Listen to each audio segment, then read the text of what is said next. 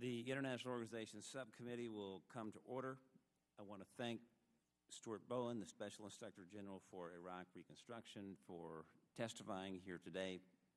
He's undertaken an enormous task, and I really want to thank him for his service. With over $50 billion in U.S. taxpayer funds spent for Iraq Reconstruction, the largest reconstruction effort since the Marshall Plan, through FY 2010, there are a number of lessons to be learned. And I believe if we fail to learn these lessons, we are doomed to repeat many of these mistakes. Some money has been spent properly, but far too much has been wasted, misspent, or wholly mismanaged. There's been numerous examples of poor accountability and inadequate procurement processes, just to name a few of the problems. With reconstruction efforts in Afghanistan, Haiti, and others sure to take place, we need to ensure we take the lessons learned in Iraq and turn the corner. While there is certainly no one-size-fits-all, we need to make sure there is a process in place that meets not only our goals of reconstruction, oversight, and accountability, but also one that ensures we are meeting our development and diplomacy goals as well. Mr. Bowen has put forward a proposal that seeks to answer the question of who should be accountable for planning, managing, and executing stabilization and reconstruction operations that are part of an overseas contingency operation. The question is being asked because there was not a coordinated U.S. government approach to reconstruction operations, which has resulted in, among other things, mismanagement of U.S. taxpayer funds. I'm very interested in hearing you testify about your proposal today. I'm especially interested in hearing how your proposed U.S. Office for Contingency Operations would increase effectiveness and accountability while dramatically decreasing waste, fraud, and abuse. I'm also interested in hearing how this proposal would enhance our diplomacy and development goals. When Secretary Clinton announced the inaugural QDDR this past July, she indicated that it would provide a, quote, comprehensive assessment for organizational reform and improvements to our policy, strategy, and planning process, unquote. With respect to diplomacy and development, our smart power specifically, diplomacy and development are essential to any reconstruction operations. So I'm interested to hear also how these goals can be met with your proposal. Again, Mr. Bowen, I want to thank you for your work on these issues and for your willingness to testify. I'd now like to invite Ranking Member Mr. Rohrabacher from California to give his opening remarks. Thank you very much, Mr. Chairman. My first duty this morning is to welcome you to the subcommittee and to congratulate you on ascending to this spot. I hope you will enjoy your time here as much as I enjoyed with your predecessor, Mr. Delahunt, and we were able to utilize this position, both ranking member and chairman, to look into issues that were really important, and we enjoyed broad areas of disagreement, but we also found a lot of areas of agreement. And I hope that we will have that same type of very positive relationship that will serve our country and will make sure that we're not just wasting our time, we're getting something done. And that's what Stuart Bowen is all about, getting something done.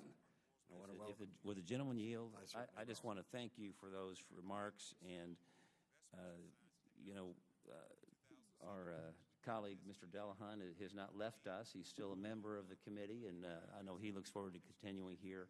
But you and I have talked privately, and also very much look forward to a really strong and positive working relationship with you and all the members of the committee. So thank you.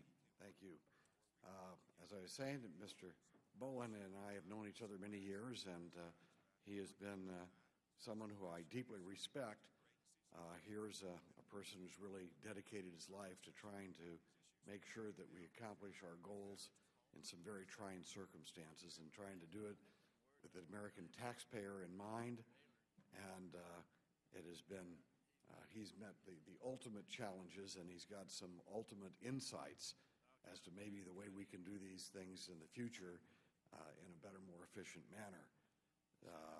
I have, of course, long been frustrated by our reconstruction efforts in Iraq, but there is a lot of goodwill that's been there, but we've wasted some of that goodwill. But more than that, we've wasted a lot of money, too.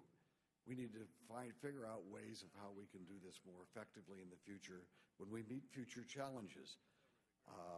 I will let me note that when I say that we've wasted some money, and certainly things could have been done better, let me just add to that, I am very proud that the people of the United States have helped free the people of Iraq from a brutal tyrant, Saddam Hussein, who murdered their people by the hundreds of thousands and created a reign of terror among his people. We should never forget, when we're analyzing what's going on here, that that monster, that Hitler of the Middle East, has been eliminated, and the world will be better for it, and certainly the people of Iraq not only will be, but are better for it today. So let us not forget, when we criticize and we try to figure out better ways of doing things, that while the critical eye is there, we also are recognizing the good things that have been accomplished, even though at a high cost. But between defense spending and reconstruction spending, what we see is that Iraq has cost us almost $1 trillion. And that is an enormous amount of money to be spent on the part of the United States, especially considering that we are borrowing a significant amount of money each year in order to pay for that type of operation. Mr. Chairman, you weren't here when this vote happened, but there was a proposal by my Democratic colleagues that early on in the Iraqi operation, that the Iraqi government should be expected to pay for the expenses of our operations to freeing them from Saddam Hussein from future oil revenues. And I don't know what was wrong with the last administration. I don't know why George Bush decided that, that's a terrible idea. But the fact is that I was one of only 3 Republicans that voted in favor of that Democratic proposal. And I would suggest that right now, that we reaffirm to people that America will not spend one more penny in Iraq until it is agreed to that the American people are going to be reimbursed. We can't afford to do this anymore. I mean, yes, we can be proud that we eliminated Saddam Hussein, but we cannot afford to go around the world and spend this kind of money.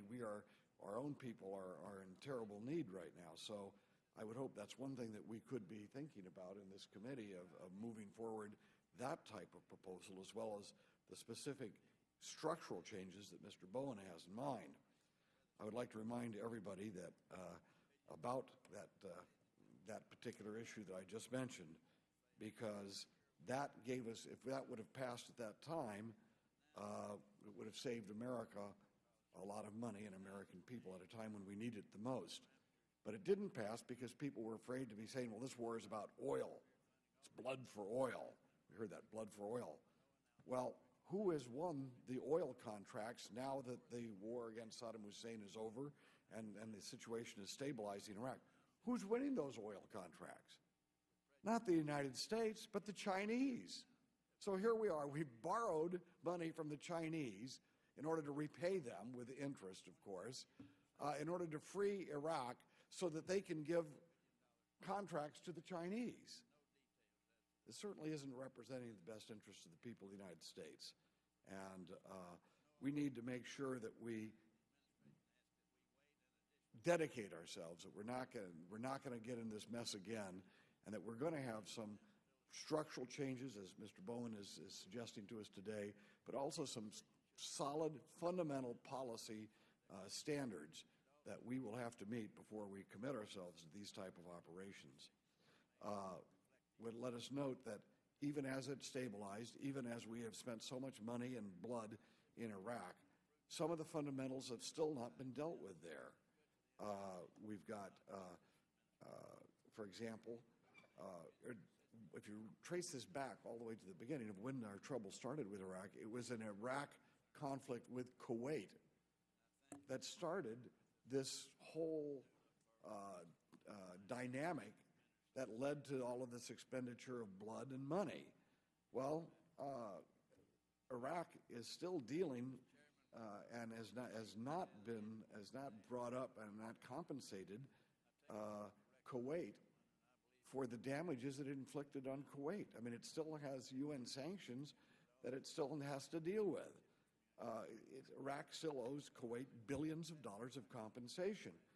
Now, let me just note that the ambassador from Kuwait has notified me that Kuwait is willing to reach out to Iraq, and any amount of money that's repaid of those billions of dollars for the damages, for the destruction that the Iraqis did on Kuwait, they're willing to invest that directly back into Iraq. That's a wonderful compromise. And yet, Iraq has not been willing to step forward and deal with that specific fundamental issue. We also haven't seen any, for example, there hasn't been an ambassador sent by Iraq to Kuwait. Again, a fundamental issue. It needs to be resolved. Is there going to be peace between Kuwait and Iraq, or is there not? Get that done. We need to make sure that gets done, or otherwise everything we've spent, all the lives that have been lost, are for nothing. Let's note there was a border dispute between Kuwait and Iraq. These are things that can be resolved politically. These are doable. And we should, as we're looking at reforms in the way we handle ourselves, we should look to make sure what are the fundamental things that need to happen so we can close this book on the Iraqi involvement of American troops and so much massive presence there. And let me just note that includes the fact that Iraq must pass a carbon law and must get their own act together so that they can become a prosperous and free and secure country. We can't do that for them forever. And so they haven't even got themselves organized to the point where that issue is solved as to where the profits will be channeled and the revenue from oil resources in their country. So let us remember that we can't do everything for Iraq. Let's try to push them in the right direction, but we can set standards for ourselves in future operations, which is what this hearing is about. But let's make sure the Iraqis know that these opportunities they have to solve these problems themselves were paid for dearly with American treasure and American blood. And again, I rarely hear a thank you from our Iraqis that come to visit us, and I think that American people deserve that. And today, I thank you for hosting this hearing, and let's see if we can get some valuable insights out of it. Thank you, and I would now like to introduce our witness for today's hearing, Mr. Stuart W. Bowen, Jr. Mr. Bowen is currently the Special Inspector General for Iraq Reconstruction, a position he has held since October 2004, where he is responsible for ensuring effective oversight of $52 billion appropriated for the reconstruction of Iraq.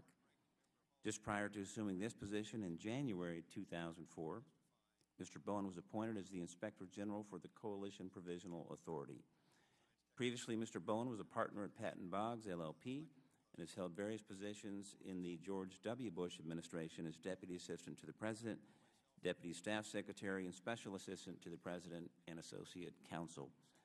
He also served on the Bush-Cheney transition team, and prior to that, held several positions as counsel to then Governor Bush in Texas, where he was also an Assistant Attorney General from 1992 to 1994.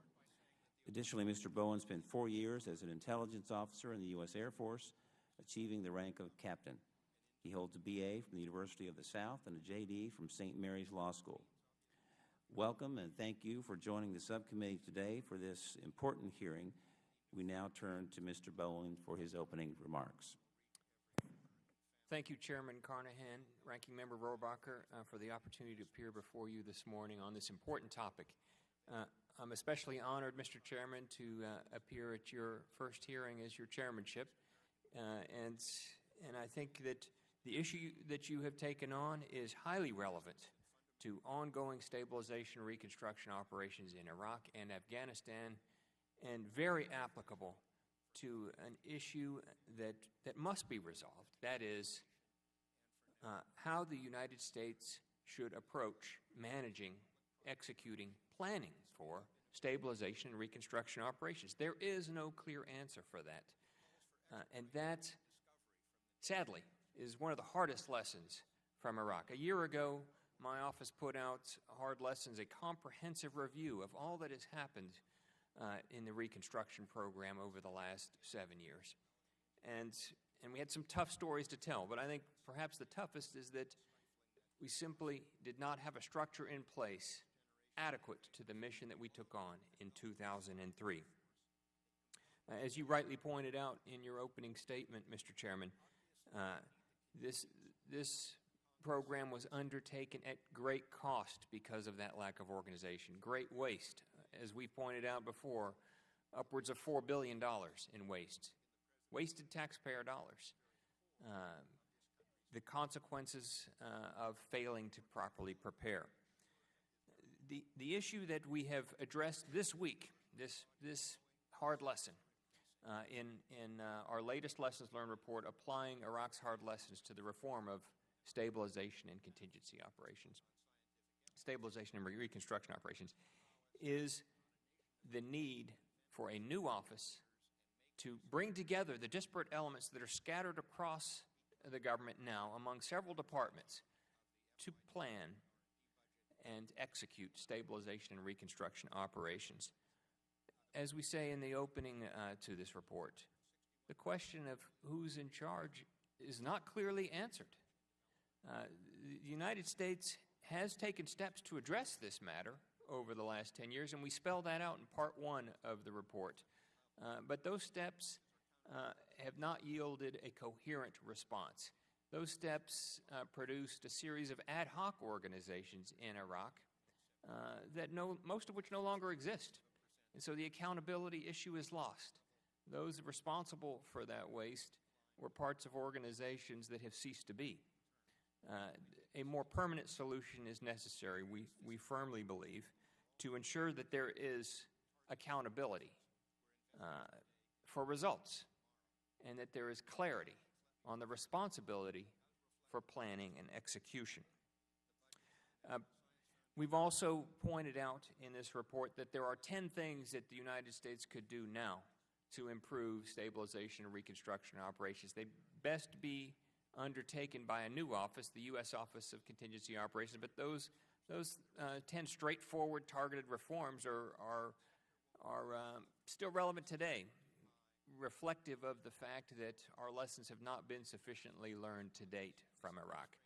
For example, there's not coherent implemented policy for SORs by the NSC yet, and we recommend that the NSC develop a more concrete and implemented process for overseeing these important missions that are not development, not diplomacy, not defense, but elements of all three. Thus, they're unique and fundamentally interagency with respect to protecting U.S. interests abroad. There is a system in place that was adopted 3 years ago, the interagency management system. It is fairly complex. It has a country reconstruction stabilization group that oversees these operations. It has an interagency planning cell that's supposed to help resolve conflicts, and it proposes active response teams. The problem is it's not implemented. 3 years down the road, and it's a dead letter right now. Other reforms include developing sensible budgets in advance, understanding what the obligations of the taxpayers are going to be in future scenarios, developing contingency contracting regulations of the kind that we've repeatedly argued for, developing more effective oversight, permanent oversight that ensures that from the start of a stabilization and reconstruction operation that there is an IG presence, developing IT systems that ensure that we can track the projects we're doing. we only know 70% of what we built in Iraq because there was no system developed until our audits identified that problem. One was developed, but we still haven't been able to capture all the data. That's an enormous weakness. How can you make good decisions with a 70% picture? These are existing problems, well documented by our work, and all supportive of our core recommendation, the need to bring together the disparate elements that now have parts of the mission of stabilization and reconstruction operations into one office, the U.S. Office for Contingency Operations, USOCO. USOCO would capture what I think is perhaps the most revolutionary development at the Department of Defense in years, the Stabilization Operations Branch. Huge capacity that has been developed in Iraq and applied in Afghanistan, but not well coordinated by any means, by any analysis. The lack of coordination is obvious to those that are involved in this. I hear it on the ground at the embassy when I visit with multinational force Iraq, U.S. Forces Iraq individuals. I hear again and again the challenges in coordination at the operational level, and it's because of the lack of an integrated system. Over at the Department of State, as you know, over $100 million has been appropriated and invested in developing the Coordinator for Reconstruction and Stabilization, a 5-year-old organization that is now shaping a civilian response corps.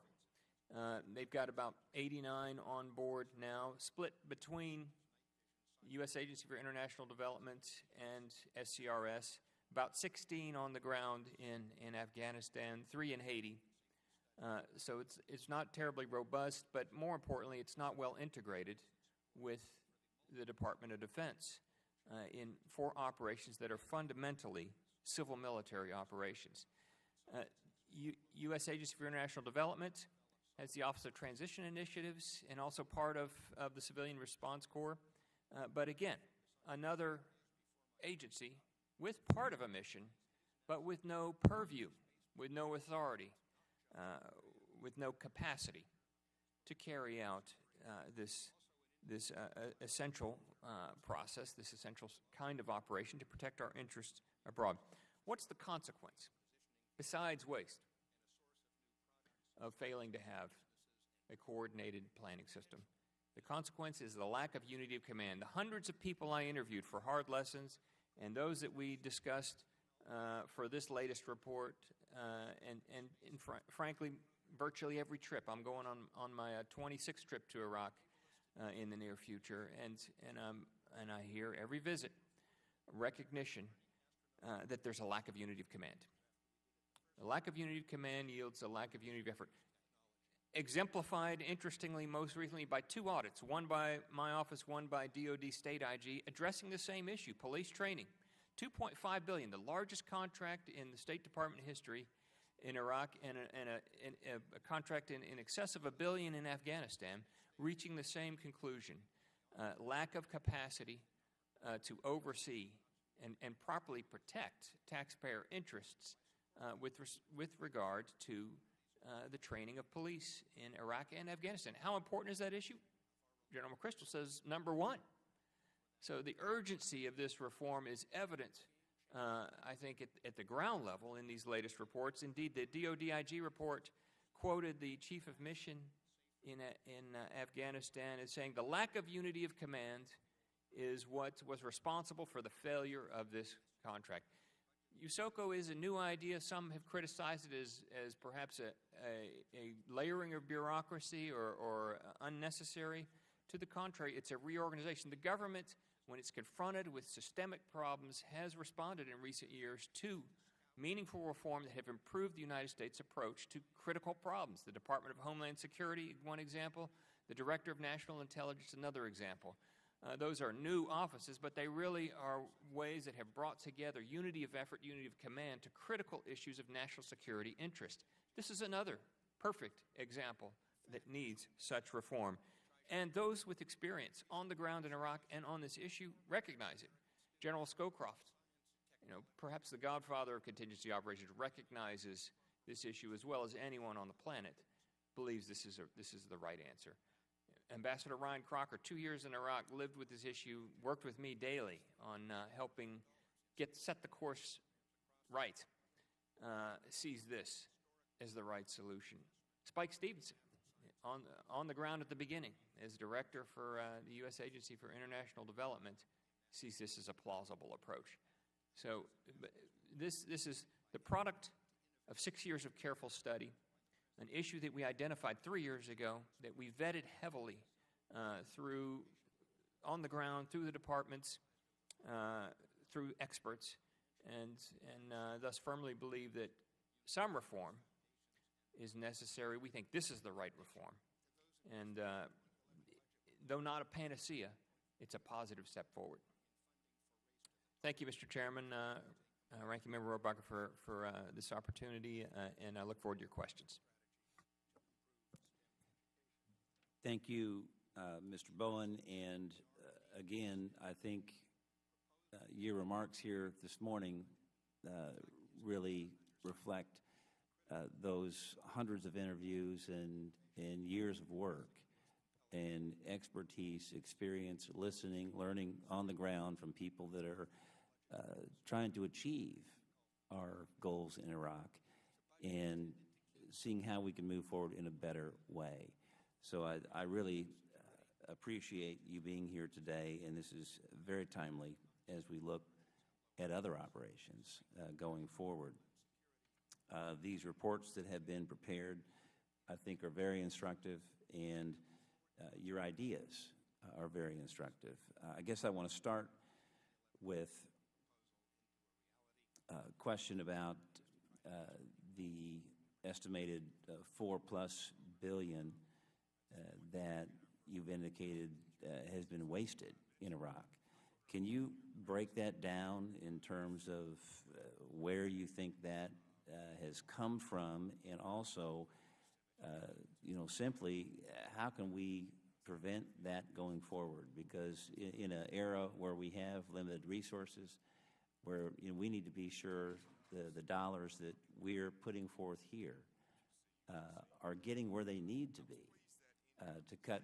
Obviously, some of that is overlap, lack of coordination at best, and at worst, mismanagement, fraud, and beyond. So give us an idea of where that is coming from. Yes, I can give sort of the macro picture of why it happened in specific examples. In 2003, specifically March 2003, the vision for Iraq Reconstruction was about $2 billion. It's now 25 times that. How did we get there? A significant change in policy for which there was no structure undergirding it to implement. That policy change occurred in the summer of 2003 that produced the Iraq Relief and Reconstruction Fund, $18.4 billion, and then following upon that, the Commander's Emergency Response Program, $3.5 billion spent, the Iraq Security Forces Fund, another $18.5 billion. These numbers, boggle the mind eventually. How much we ultimately put into an effort that was anticipated to be very short and very modest. The fact that there was no structure in place to carry out these missions meant that ad hoc structures were all created. An adhocracy evolved in Iraq, and a series of acronyms that people have forgotten: PCO, CPA, IRMO, ITAL, MNSTICI. All of these are temporary agencies that have gone away, but they spent billions, and they spent billions on the fly, figuring out how to do it, addressing problems that were there without sufficient contingency contracting capacity, without quality assurance. And that gets to our audits. 300 inspections and audits yield some important lessons of the causes of this waste. We sort of exposed, frankly, the massive drop in the U.S. government contract capacity. For whatever reason in the 90s, perhaps as part of the Cold War dividend and the outsourcing movement, the contracting corps at DOD was dramatically cut. The consequences of that severely realized in Iraq because there weren't enough warrant officers there to oversee.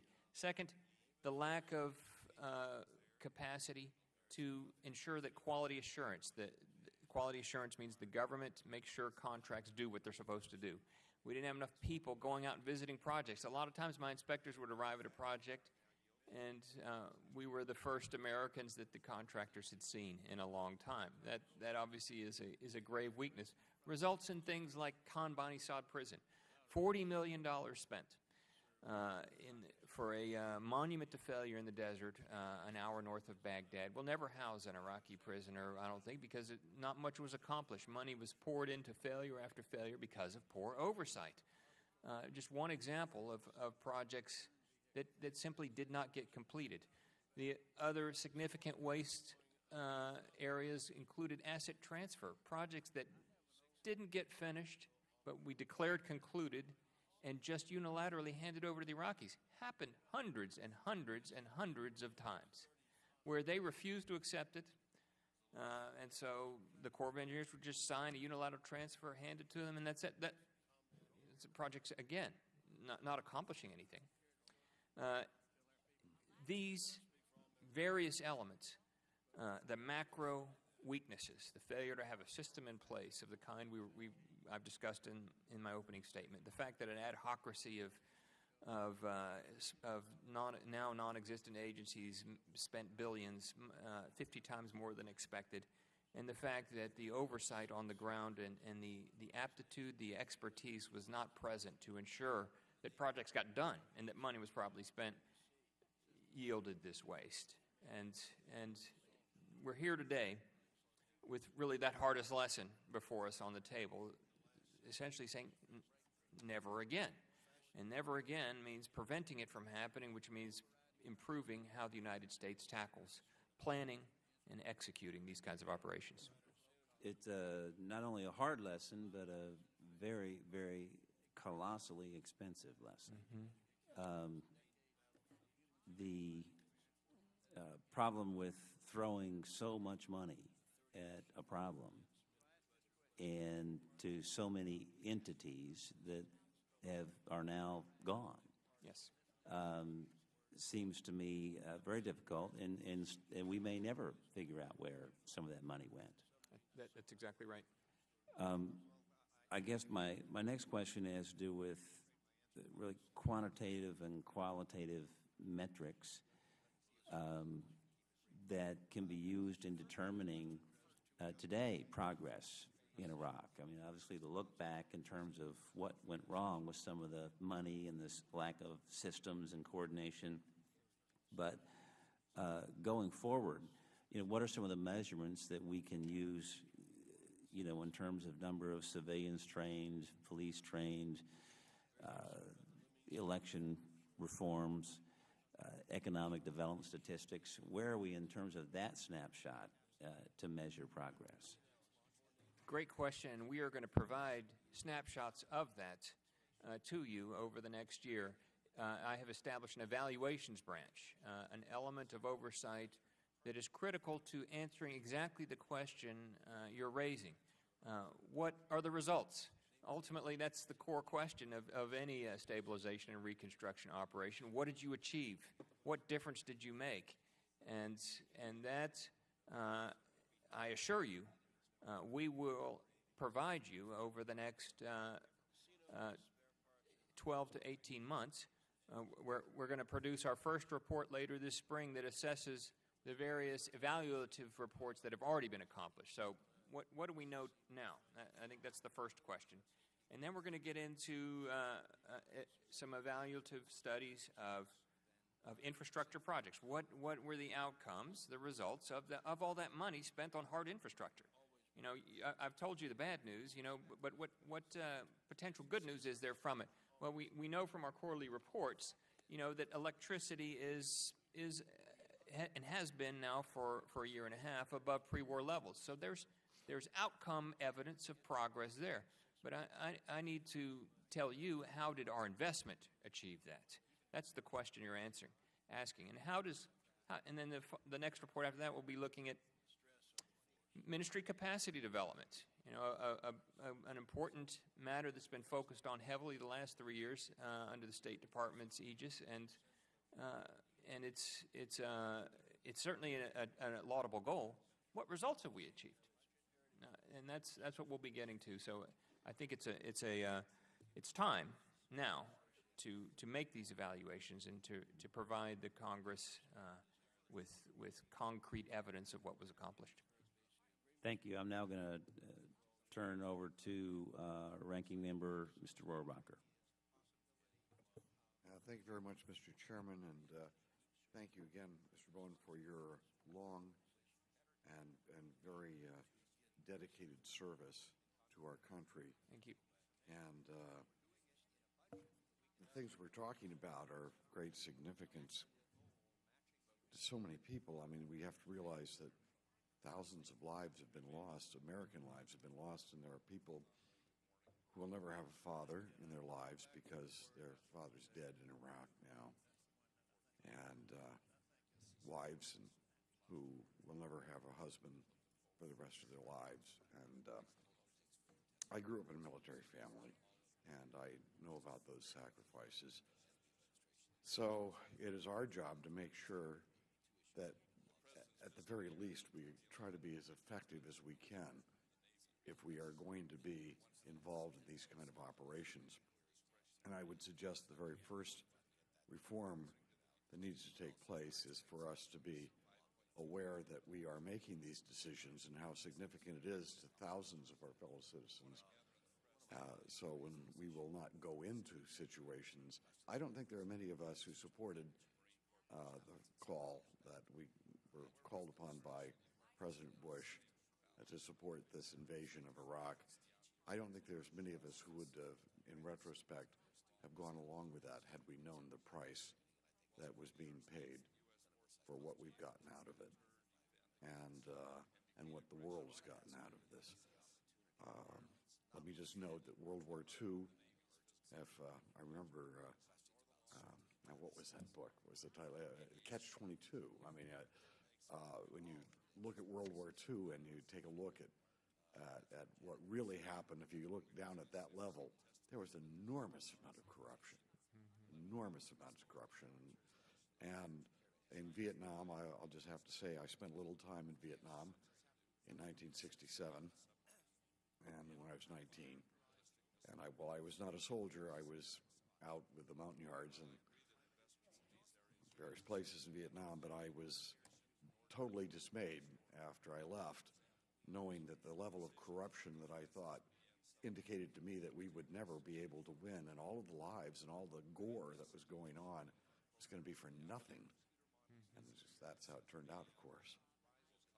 So here we are now again, and Vietnam had a horrible impact on our country economically as well as every other way. Let's hope that what's happening now in Iraq and Afghanistan do not leave America in that same retreatist mindset that plagued us after Vietnam. That did not do well for our country, and I think brought on some of the problems we face today. But World War II and Vietnam were noble causes, even though the corruption level in both of those were things that led us to perhaps not succeed as we should have succeeded, or in the case of World War II, maybe we lost 300,000 people there, and it was a very costly war. Perhaps we could have had some idea of how to prevent it from the beginning by standing up to Hitler. Who knows? Let's get back to some of the basic points you're making. I like that adhocracy. I thought was an excellent way to put it, because what you're saying is we just weren't prepared for how to handle this part of the conflict. In order to be successful, that part had to be handled, and it wasn't. Is it true that billions of dollars were handed out from the central bank of Iraq once we captured Iraq, that there were billions of dollars there that American military personnel were then utilized right off the bat to make sure that things didn't totally collapse, and it was just basically handed out? And that wasn't our money. That was Saddam Hussein's stash. Well, you're right. Those were called seized funds, and that's how the Commander's Emergency Response Program began. speaking of ad hoc developments, you put your finger exactly on one of the most significant that ironically has turned into a new institutionalized program within DOD that has accomplished thousands and thousands of projects funded at $3.5 billion now in Iraq by the Congress. This is fascinating. This might even be a little bit higher than micro loans, you might say, well, directly to the people there. Well, yeah, and you put your finger on another important point, that the program expanded beyond its regulatory limits and has had to be reined in by the Congress, and that it was supposed to be for small projects, 50 to 500,000 at the top. Right. And now, in order for a $1 million project to go forward, the Secretary of Defense has to sign off. The Office of Contingency Operations that you're suggesting, would this help in problems like this? Yes, because it would provide clarity where there's only ambiguity now. It would provide coherence where there's only diffusion now. It would provide organization where we have disorganization. Okay, let me challenge this for you here. Now, so you're making that as a suggestion. You've told us, for example, that you have a civilian response corps, which is yes. in place. What's the budget again for that? They've received about $130 million to date, with more coming. Okay, civilian response corps, $130 million, yet we only have 16 people in Afghanistan and 3 in Haiti. Yes. And $130 million. Doesn't sound like a very effective use of money. If our highest priorities are Haiti and Afghanistan, would what you are suggesting, would that make this operation more efficient? Yes, this USOCO would coordinate or integrate this operation with everything else that's going on in government. Indeed, the civilian response corps you're referring to itself is bifurcated between the U.S. Agency for International Development and the Department of State, and so that the program itself is suffering from a lack of integration. And the $2.5 billion in police training that we're talking about. Now, you say that are you telling us today that $2.5 billion expenditures for police training in Iraq has been a failure? No, we are carrying out an audit of the execution of the contract. Our review was of the management of the contract. In other words, contract oversight. Were invoices getting reviewed? No, they weren't.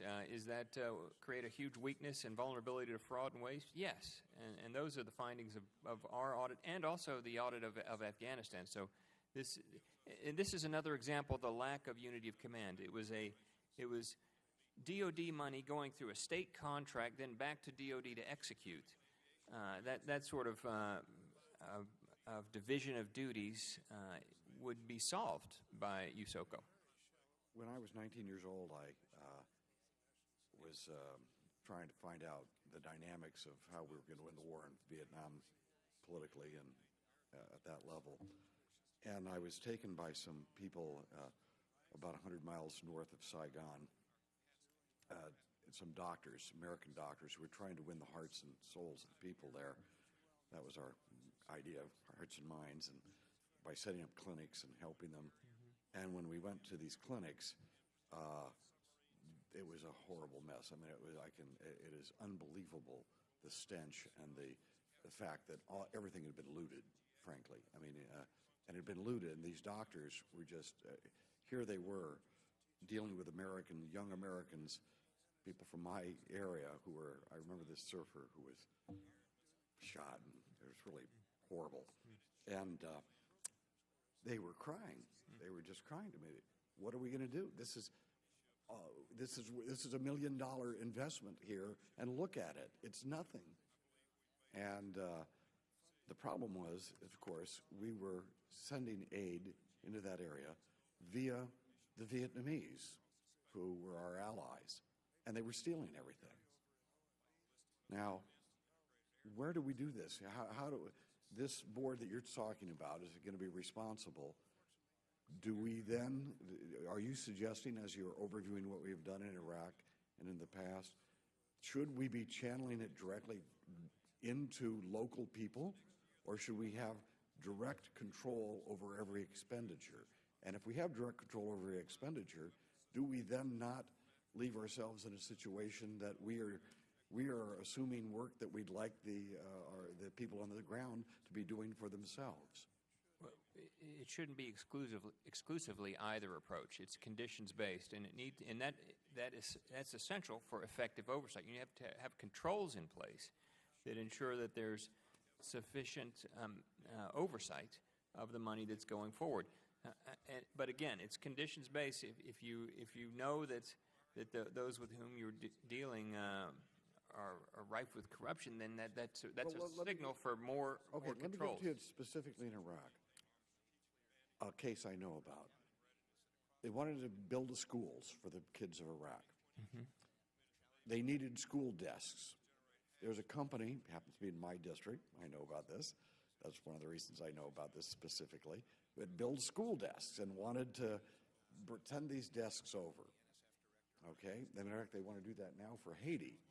And their school desks are superior. They'll last forever. No matter what happens with the kids, they last for 20 years. And they couldn't get the contract, Mr. Chairman, to provide the school desks because they wanted to make sure that the local people had the contract to build the school desks.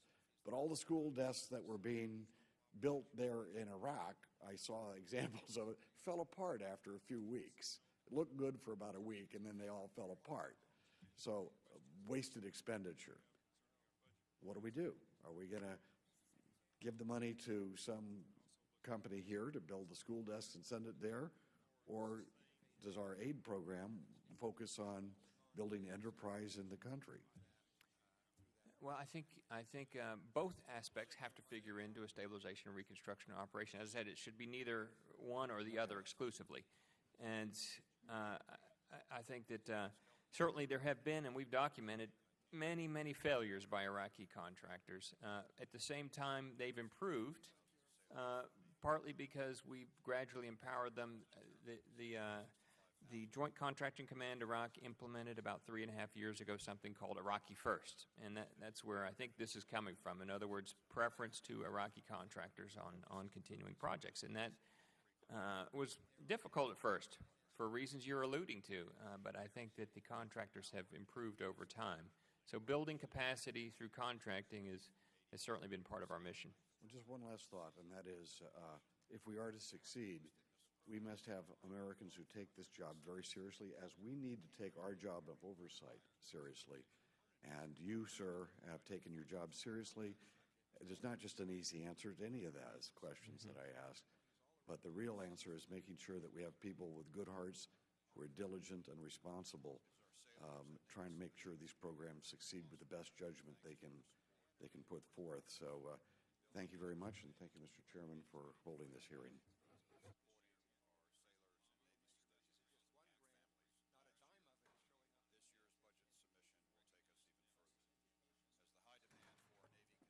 Next, I'm going to recognize Judge Poe from Texas. Thank you, Mr. Chairman. Appreciate you being here. Setting up a new agency, Office for Contingency Operations, how much is that going to cost? How much is it going to cost to set up this agency? That would be determined by the scope of it, but it would take the existing money that's out there now, and there's significant money for stabilization and reconstruction operations that spread at SCRS, costing $140 million now. At DOD, hundreds of millions being spent on stabilization operations there, as well as money at aid and other agencies. And so, as a practical matter, an incremental cost, this would be a cost saver over time.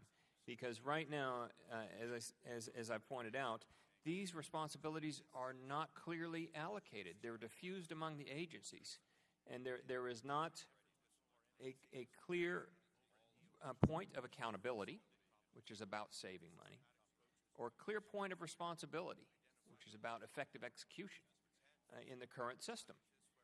Instead, it's stovepipes, to use the term of art, within the agencies, and that leads to waste. And frankly, the waste that occurred in Iraq, billions of dollars in waste, it was symptomatic of not having an established structure. Indeed, the leadership that I interviewed for Hard Lessons, our report on what happened in Iraq, reiterated this point over and over again. They were shocked that there wasn't a structure. Mr. Bowen, Sir. do you see this agency being permanent?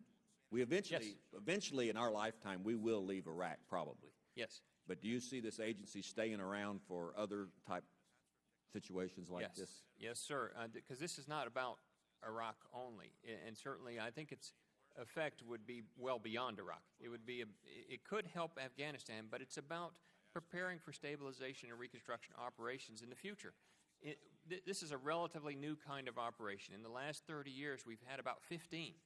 The two largest are Afghanistan and Iraq, but we had several in the 90s. Indeed, President Clinton passed Presidential Directive 56 to try and get some controls of the kind we're talking about today around these kinds of operations, and it didn't succeed. And as a result, over the last 8 years in Iraq and Afghanistan, through presidential directives and other directives, we've had to create more temporary agencies to try and tackle the problem.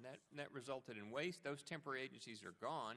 There's no accountability, creating an entity that plans for these before they begin, that takes a look at the 10 reforms we talk about in the report, like ensuring there's a policy. Matter of fact, the interagency management system, the policy that's in place 3 years now, it's a dead letter. It's never been implemented. And that's just another element of weak integration. We've got to go beyond coordination to integration, beyond temporary execution to permanent accountability to avoid waste. You say that $4 billion, approximately 10%, I believe that's 10%, of our funding of Iraq has been unaccounted for, wasted. Do we know where that $8 billion went? The $4 billion. Excuse me. I'm sorry. Yeah. The 10%, Yeah. the $4 billion that Yeah. you mentioned. I'm sorry. We do. We have done 300 audits and inspections, and we've looked at the causes of it. There are macro causes, and there are micro examples. And as I alluded to earlier, the reality is this was a situation in 2003 that expected to spend $2 billion. March 10th, the decision was made for a very narrow program. The first Iraq Relief Reconstruction Fund was about $2 billion, very limited infrastructure program. It's now $52 billion, and that's because in May and June of that year, it went to $18.5 additional billion, as well Excuse me, Mr. Bowen, my time is limited. Cut to the chase. Yep. Did the bad guys get any of this money? Did Al-Qaeda get some of this money? Is it possible? Do we know? It's possible. It's possible, and indeed we did an audit in 2006 to cut to the chase on this point about lack of accountability over weapons. Matter of fact, it was the first review. I think you remember that one. It was 14,000 missing Glocks. But more importantly, that audit pointed out that the Multinational Security Transition Command Iraq wasn't doing serial number tracking of weapons it was distributing. It began after that audit came out, but what happened before? We found part of the issue, but the troubling point you're making is evident and supported by that. All right. Thank you very much. Well timed. Thank you, Mr. Chairman. Thank you, Judge Bowe. Thank you, Judge. Mr. Bowen, I wanted to get back and ask a few other questions here, and in particular talk about your reference to Secretary Gates, and that he observed earlier, quote, contracting in Iraq was done willy-nilly, unquote. Yes. What can be done to institutionalize these contracting procedures in this adhocracy that just seems to, no standards whatsoever? And later I want to get to the whole matter of the police contracts that you've talked about. But talk to me about the sort of overall system going forward. It's a critical area for needed reform right now. Some steps have been taken by the Department of Defense, significant steps since the issuance of the Gansler Commission report, which identified huge weaknesses in Army contracting capacity. But still, we don't have a coherent system of agreed-upon approaches, contracting approaches, principles, regulations for stabilization and reconstruction operations. We first identified this 4 years ago in our Contracting Lessons Learned report that there needs to be some coherence and simplification of the approach to contracting. We reiterated it in hard lessons a year ago, and we reiterated again in applying hard lessons this week. And what it means is achieving efficiencies in how the United States goes about contracting. Right now, there are several versions of the Federal Acquisition Regulation, the regulations covering contracting in Iraq and Afghanistan, operative on the ground.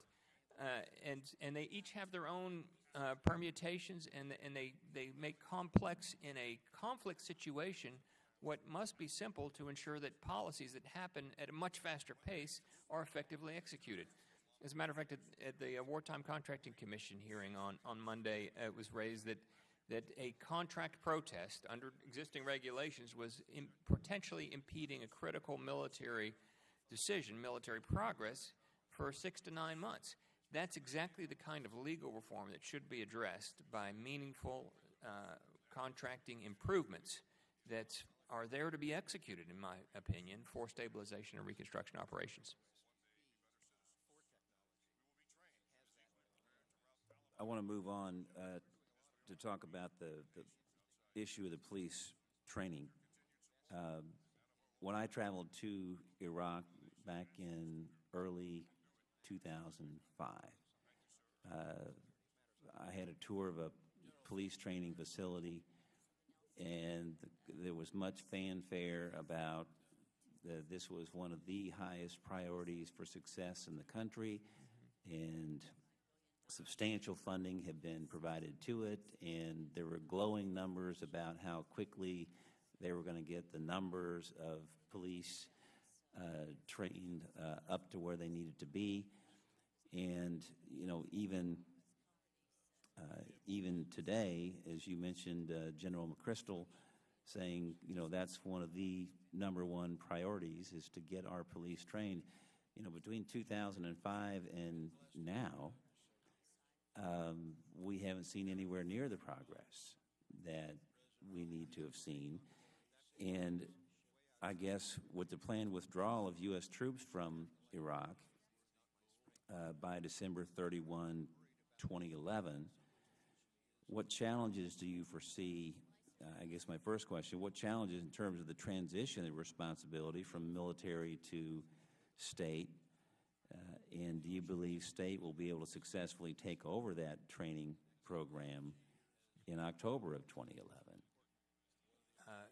First of all, great question, because I think it is the critical issue to ensure improved security in Iraq going forward. We're going to go down to 50,000 troops in 4 months, and that's going to obviously mean that the Iraqis have to shoulder the complete security burden moving forward. We have trained hundreds of thousands of police and equipped them over the last 5 years, and we're doing an audit now to provide you the particulars of how the military executed the police training contract, and that'll be out later this year. But the transition issue, I think, that's paramount is the fact that the contract and the management of the contract that we criticized in this most recent audit, the DynCorp contract, is up for bid right now in Iraq. And no surprise, DynCorp is one of the bidders for that, and I think that it's a contract that has to be managed by the State Department. And the core of our criticism was the lack of in-country oversight, the failure to review invoices, the questions raised about the vulnerability to fraud and waste regarding billions of taxpayer dollars. Those weaknesses have not been remedied yet. Now, Deputy Secretary Lew, when I met with him on this a month ago, assured me that he is going to take a personal interest and ensure that there is adequate oversight. But that promise needs to be fulfilled. And thus, here's the issue, the #1 issue: ensuring contract management of this continuingly very expensive oversight package for Iraq. So to the question of this transition, how do you see that happening? Well, I have visited with the State Department individual in charge of managing that. It's going to be a radical reform, I think, of the approach, simply because of the limited assets that the State Department has vis-a-vis the Department of Defense. And so it's going to move, as he described it, up to 30,000 feet from 5,000 feet. It's going to be about macro improvements to ministry capacity, and it'll be a reduction. There won't be the individual police training execution at the level that's going on now. And to the specific contract, you indicated we have put $2.5 billion into police training. That's correct? Yes, sir. And that this is the largest single contract Yes. in all of the Iraq Reconstruction? In State Department. In The State Department has ever managed. in State Department history? Yes. And how many U.S. government officials were overseeing this contract? In-country contracting officer representatives 3. This is the tough story here, Chairman Carnahan. We looked at this 4 years ago, and the problem we identified 4 years ago was lack of contract management, raised in our first audit issued in first month of 2007. Then we got into the whole contract and found that it was inauditable, and so we issued a review in October saying the State Department asked for 3 to 5 years to get their records in order because it was a mess. And then we went in 2008 to see if there were remedial measures, and there were. But then we go in last summer and find the same problem: 3 people in country overseeing a contract that is spending hundreds of millions of taxpayer dollars, and more disturbing, the lack of clarity about who was supposed to do what. The in-country contracting officer representative my auditors interviewed said, well, invoice accountability is being done back in Washington. We went back to Washington and asked them. They said it's being done in Iraq. A huge vulnerability. And with regard to the contractor, DynCorp, describe how that contract was initially awarded. It was an existing contract that was held by the State Department that was used. I don't have the specific facts of the bidding process, but it was in existence in 2004 and used to apply to this program at the level of $2.5 billion. And again, as I said, it was DoD money that went into it. So I think DoD was looking for a vehicle that it could use to spend this money, and it did so. I think there's some questions about that process, but it certainly shows how bifurcated or disjointed both the source of the money, the contract management of the money, and then the execution of the contract, all different places. It shows, I think, just the lack of clarity in stabilization and reconstruction contracting. And in your reviews, to what extent can you account for how that money has been spent? As I said, we're looking at the execution of it now. My auditors in Iraq are today reviewing that matter, and the outcomes, which are an important question for you, we will answer later this year. And you expect that report out when? By July. No later than July.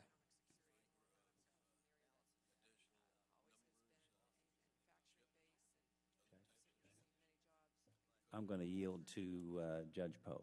Thank you, Mr. Chairman. I just one question. Which of our government agencies, in your opinion, was the most irresponsible about money? DOD, State Department, USAID? I think that the State Department did not carry out its contract oversight responsibilities sufficiently enough. And this particular contract we're discussing is the most egregious example of that. And the disturbing point is it hasn't remediated that weakness sufficiently to date. Thank you. Thank you, Mr. Chairman. Thank you, Judge Poe. Yeah, I think if I don't know anything about police training, but if I had a $2.5 billion contract, I think I could figure out a way to train police. I mean, that's outrageous. Yes, sir. I guess continuing on with some of my questions about the oversight role. Can you address the quality of oversight and effectiveness of Inspector Generals connected with international organizations such as UN or NATO is my first question. And then the other is the oversight role that the Iraqi government itself has played in these reviews. I can't address to what extent the UN or international organizations are doing oversight, but I haven't seen any evidence in Iraq of any such oversight. I have engaged very regularly since the beginning of my work in country in February 2004 with the oversight entities in Iraq. That includes the inspectors general that we created, by the way. The Coalition Provisional Authority issued an order and established that system. The Commission on Integrity, formerly the Commission on Public Integrity, that we created in Iraq, is somewhat parallel to the FBI, and the existing Board of Supreme Audit, which has been in Iraq for many, many decades. I think the Board of Supreme Audit is the most reliable of those three, and has issued some important audits, and we've in fact done some work with them in carrying out oversight of certain projects. Dr. Abdul Basit, I meet with every trip. I'll see him soon in the next couple of weeks. I have confidence that he's a man of integrity and that has done his best in a situation that he acknowledges to me is rife with corruption. Indeed, that's not really a point very much in dispute anymore with the Iraqi when I meet with Iraqi officials. The Minister of Finance, Bayan Jabr, who I met with 2 trips ago, said, or last trip, he said, yeah, he's outraged at corruption. It's everywhere present, and he doesn't know what to do about it except privatize was his suggestion. Others have said that. Ali Baban, the Minister of Planning, says it's worse than ever. The Chief Justice of their Supreme Court says it's an out of control problem. Obviously, those statements indicate to me that the progress or success of the oversight entities in Iraq, in the Iraqi government, is very limited.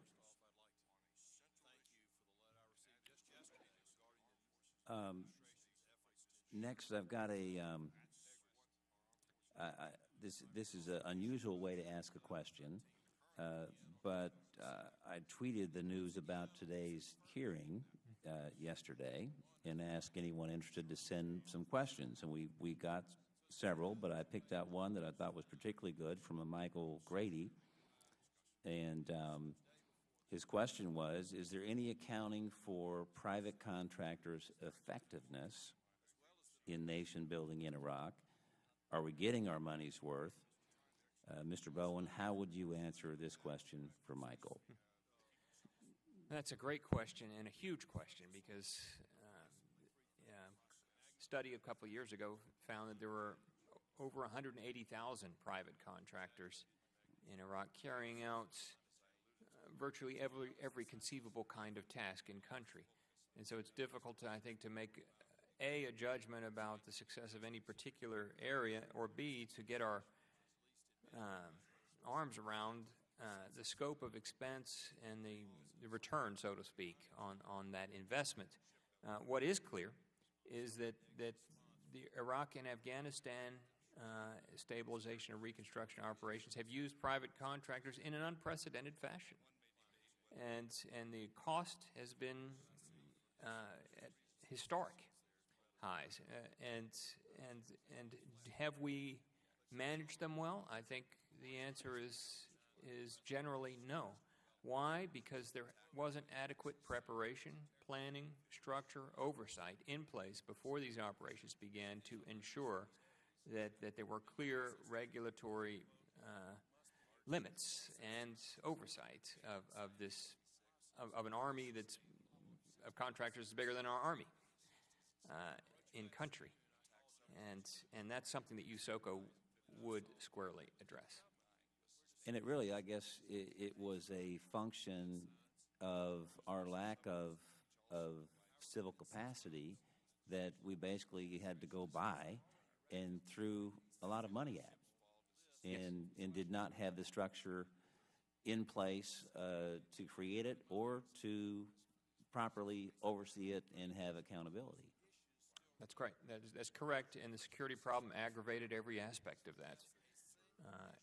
I think an example is USAID's presence. They have a relatively small footprint of government employees, about 35, and then they have thousands of contractors that are carrying out their programs.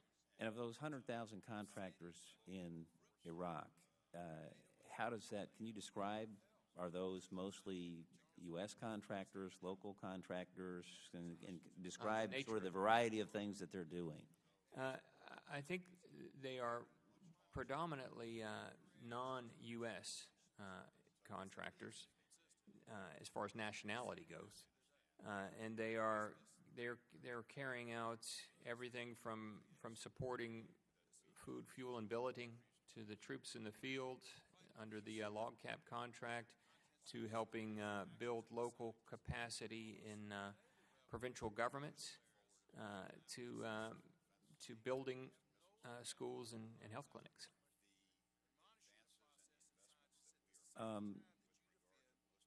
One of the things that you have very, I think, eloquently described is this problem with the silos of effort out there. And your proposal for the U.S. Office of Contingency Operations, I think, is a great way to begin this conversation, how to really break down those walls, but also to prevent overlap, waste that is created by people being stuck in those silos and not coordinating that effort. So we can get a better bang for our buck here.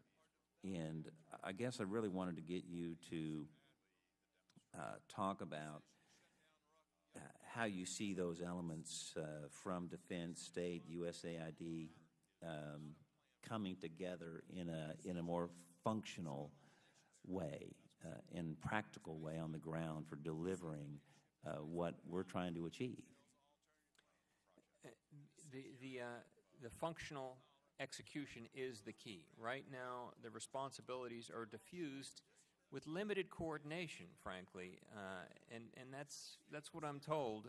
Even today in Iraq, when I talk to embassy personnel, MNFI personnel, there's good coordination at the very senior levels, but in executing programs, it's much more limited, and that's not a new problem. And it's not a problem of lack of resources, and it's not a problem of lack of leadership. It's a problem of institutional structure or inadequate structure in place. And so what USOCO would do would be, before you even begin a stabilization and reconstruction operation, this isn't an issue we should be taking on in country. This ought to be worked out ahead of time. The staffing, the contracting, the funding, the oversight, the information systems, these are matters that touch all of these agencies. But they ought not to be independently managed when it's a single mission. And therefore, this proposal would integrate. I think the word is integration versus coordination. We need to move beyond coordination to integration of execution, of planning and execution of stabilization and reconstruction operations.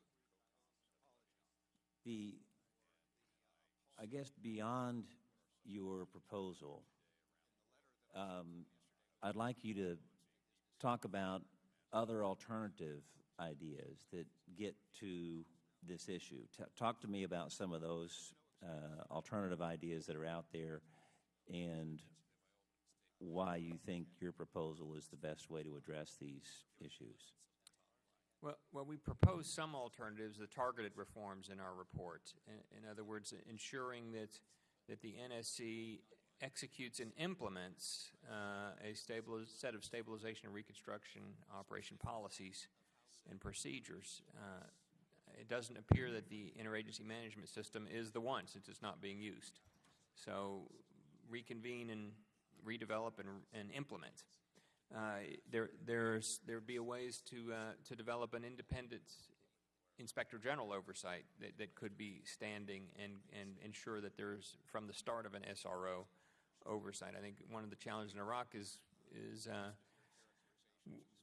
my office was developed 8 months, 9 months after the operation began, and we didn't get on the ground until 3 months before the CPA went out of business. A lot of financial water under the bridge, waste under the bridge by that point.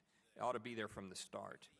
Well, which actually, if you could yield, that gets to another point I had, that your operations being there pretty much from the beginning have saved millions of dollars by identifying these issues. Many people have been held accountable for mismanagement, fraud. Excuse me, but by contrast, no IG was created for Afghanistan until early 2008. How do we be sure that those kind of things are, again, part of the structure of ongoing operations? Well, USOCO would do that. I mean, creating USOCO would, and obviously because it impinges upon this existing turf, it draws natural resistance. Absent creating an integrated office that plans resources and executes and is held accountable. I think that's the other thing. You need the job here. You would have after an SRO, you'd have the USOCO director sitting here, and you'd be holding him or her accountable for the outcomes in a SRO. Who do you call now? Is state in charge? No. Is aid in charge? No. Is DOD in charge? No. I mean, you have to fill this table up and try and discern what's missing among the various gaps. They're all in charge and nobody's in charge. If everyone's in charge, no one's in charge. You're exactly right. And so that's the core issue. We talk about it in our report, Applying Hard Lessons, the lead agency dilemma. And we quote an NSC official saying exactly that.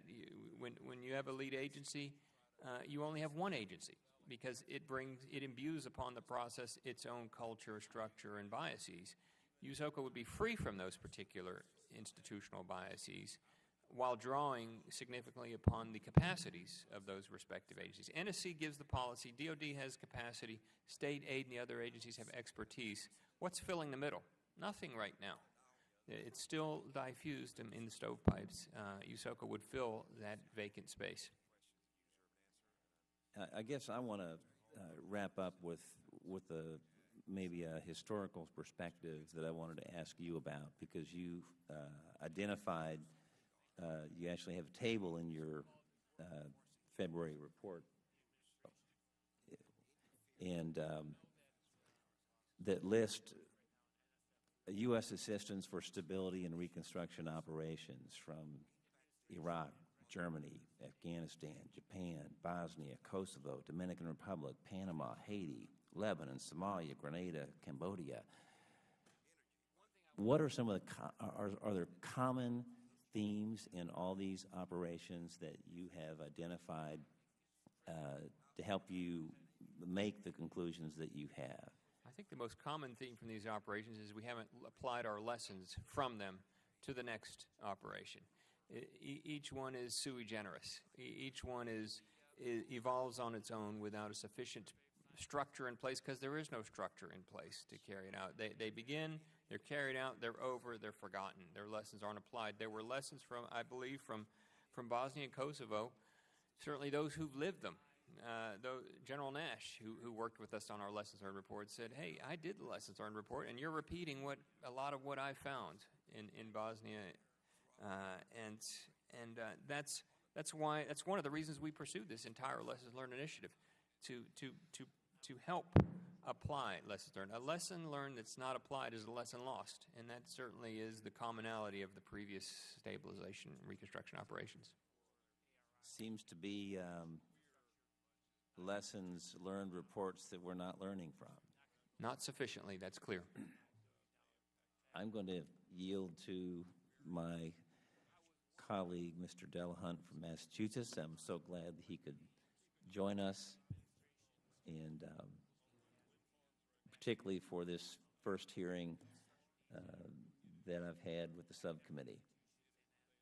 Well, thank you, Mr. Chairman, and you were an outstanding vice chairman,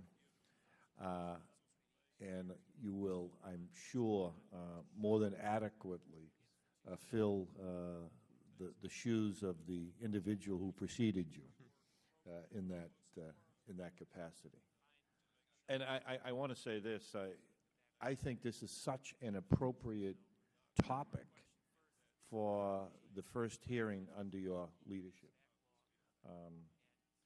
because what is being discussed here really is the core responsibility of the Congress, which is to oversee the effectiveness of the executive branch, and to take that information that we glean and put forth recommendations and proposals that make sense, that enhance the security of the country, that avoid waste, and at some point in time are acknowledged for their value and for their worth. There has been, in my judgment, far too long where that role has been abdicated by Congress. And I want to say this: Mr. Rohrabacher, who continues to serve as ranking member during my tenure in the chair, was a terrific ally, and I know he will do well working with you to make oversight a truly bipartisan effort. We hear a lot about partisanship and bipartisanship and the lack thereof, but this committee, and I know at times it was difficult, really took a hard look at what went wrong in Iraq and what has gone wrong. But Dana Rohrabacher was there, despite the fact that during much of that time, or really during all that time, it was a Republican administration. And I really want to acknowledge the great work of Stuart Bowen, who I understand is also a member of the Republican Party. But nobody in government could ask for anyone who handled this particularly sensitive role in such a nonpartisan fashion. He just simply called them as he saw them. And it was tough. I mean, what a colossal waste. I can remember reading the reports in the newspapers. $9 billion was somehow lost. $9 billion. We forget about that now. $9 billion that was lost by the CPA, the Coalition Provisional Authority, was in fact, I think, some 5 times as much as Saddam Hussein stole from the oil for food program that was administered by the United Nations. In any event, I want to say to Mr. Bowen and to his outstanding team that these lessons that were so painfully learned in Iraq, as far as future contingency planning, is so important. You know, I'm very impressed with your proposal to create a new office for contingency operations. I hear the criticism that this is another layer of bureaucracy. I don't believe it is, but if this question hasn't been addressed Stu, I'd like you to take it because I am absolutely confident that if this function, if this office is created, that the savings, just simply the costs to the American taxpayer, are going to be phenomenal. Put aside the fact that the United States will be fully prepared for crises that continue to plague the globe. Mr. Bowen. Thank you, Mr. Delahunt. And a question very applicable to whether to create USOCO is it a new agency that simply adds to what exists, or is it a meaningful reform that improves the efficiencies of how we approach stabilization and reconstruction operations? And the answer is it's the latter. The United States has shown a remarkable willingness, a proper disposition to address challenges in the National Security Agency, within the structure of government, challenges of weak integration by implementing reforms, creating the Department of Homeland Security, one example, creating the Director of National Intelligence, another, both in reactions to the challenges experienced over the last decade regarding these important issues. This is another one. This is a unique one, though. This isn't defense. This isn't development. This isn't diplomacy, which is why it shouldn't be assigned to DOD or state or aid exclusively. But it needs to find one place, because if you assign it to all of them, as we were talking about, no one's in charge. So there has to be a place where we can bring all of these elements together that will ensure that we don't repeat the adhocracy, that we don't improvise with agencies, temporary agencies whose acronyms we've forgotten, that we don't enter into significant stabilization and reconstruction operations and have to figure out what the contracting regs are, what's the IT system, who should staff it, what's the oversight. All matters that were picked up on the fly in Iraq and Afghanistan. The lesson learned, the hardest lesson from Iraq, and certainly I think Afghanistan, Richard Holbrooke said in December, $39 billion spent, we're starting from scratch because it was uncoordinated, is that no structure was in place to carry this out. There were no plans in place to execute it. There were no systems ready to deploy that could ensure that taxpayer dollars are protected. Billions were lost as a result. 300 audits and inspections later don't paint a pretty picture. Some successes, sure, developed over time as we learned our lessons, but why do we have to learn the hard way when we can learn now the hardest lesson from Iraq and I think Afghanistan, and that is the need to concentrate, integrate planning, preparation, resources, capacities in one place where you have then accountability. You know who to call. You don't have to call 5 or 6 agencies and say, well, what was your role in this breakdown? You have one person to call to find out, A, whether you're prepared. I guess that's the most important question for the next one. But then B, explain the outcomes. So it's not only not a layering of bureaucracy, it's an efficiency that perfectly fits within how the United States government has responded to crises in national security areas, reforming government to strengthen our capacity to protect our interests. It's very squarely what this is. But it also has a huge fiscal component. It will save money. Thank you, Mr. Bowen. And Mr. Chairman, I have to excuse myself. The Russians aren't coming. They've arrived. And since I now chair the Subcommittee on Europe, I have to meet with our colleagues from the Russian Duma. But thank you again for your service, Stu. Thank you, Mr. Delahunt. Thank you, Mr. Chairman. Thank you, Mr. Delahunt. And again, congratulations on your new chairmanship of the Europe Subcommittee and for your continued service on this subcommittee. And, you know, I was pleased that Mr. Delahunt mentioned this committee working together in a bipartisan way. and the spirit in which Mr. Rohrbacher has been engaged here, and really look forward to that continuing. And these issues are ones that should bring people together in a very focused way. And, you know, I often think about the history of our favorite son, Harry Truman, when he chaired that famous Truman Commission during his time in the Senate. And he described it as one of the most bipartisan and patriotic committees in the Congress at that time.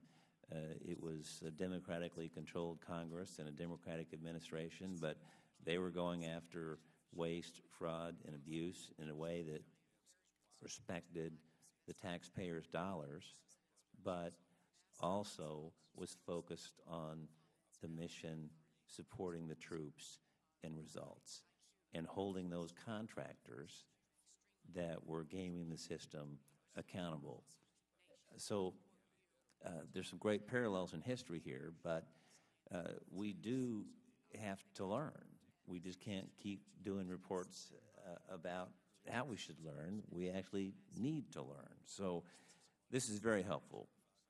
And I think there are opportunities to have less waste, more savings, better results, and for people in this Congress to really work together. I don't know if you have invented the term of adhocracy, but if you did, I think it's a great invention, and it's a great way to describe this problem. But you've also laid out some ways to really move forward that are stronger, smarter, for us to get where we need to go in these stability and reconstruction operations. So thank you for your service. We look forward to continuing to work with you, and I think you have provided some very valuable tools for policymakers to take up going forward. So thank you. Thank you, Mr. Chairman. All right.